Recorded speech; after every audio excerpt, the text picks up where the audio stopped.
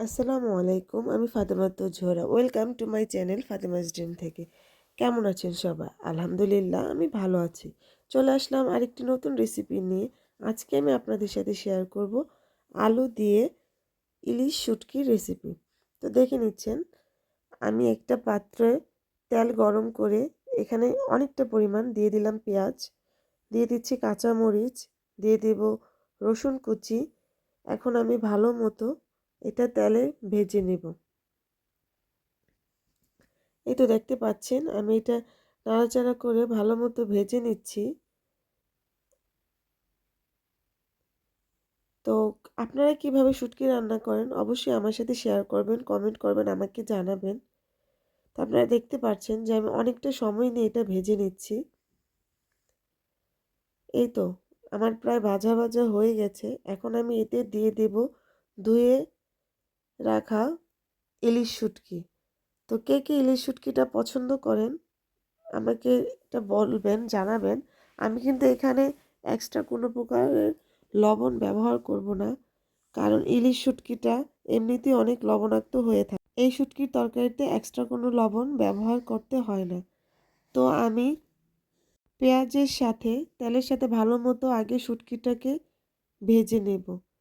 এতে কি হয়, আপনার খারাপ একটা স্মেল, কোনো রকমের কাঁচা একটা ভাব থাকে না। তো আমি এটা প্রথমে তেলে ভালো মতো ভেজে নিয়েছি। এখন দিয়ে দিচ্ছি হলুদ গুঁড়ো, দিয়ে দেব সামান্য মরিচের গুঁড়ো, দিয়ে দিচ্ছি এখন ধনিয়া গুঁড়ো। সবগুলো উপকরণ আমি এখন একসাথে ভালো মতো মিশিয়ে নিব। আমি কিছুক্ষণ এটা ভালো মতো কষিয়ে নিব, যেন শুটকিটার ভিতরে মশলাটা ভালো মতো প্রবেশ করে। তো আপনারা কিভাবে কে রান্না করেন অবশ্যই আমার সাথে শেয়ার করবেন। আমি চেষ্টা করব সেভাবে আপনাদের রেসিপি শেয়ার করার জন্য।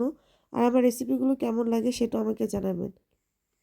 এখন আমি দিয়ে দিচ্ছি অল্প পরিমাণে পানি, যেন মশলাটা পুড়ে না যায়। তো আমি এখন আরেকটু সময় নিয়ে কষিয়ে নেব। এখন দিয়ে দিচ্ছি ধুয়ে রাখা আলু।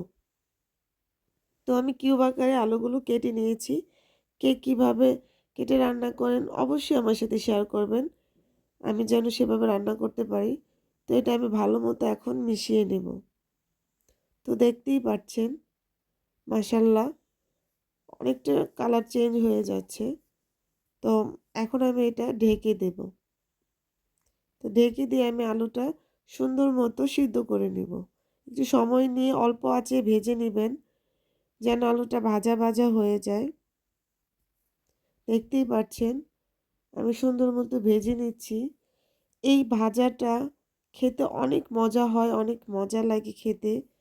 পার্সোনালিভাবে আমার খুব পছন্দের একটা তরকারি।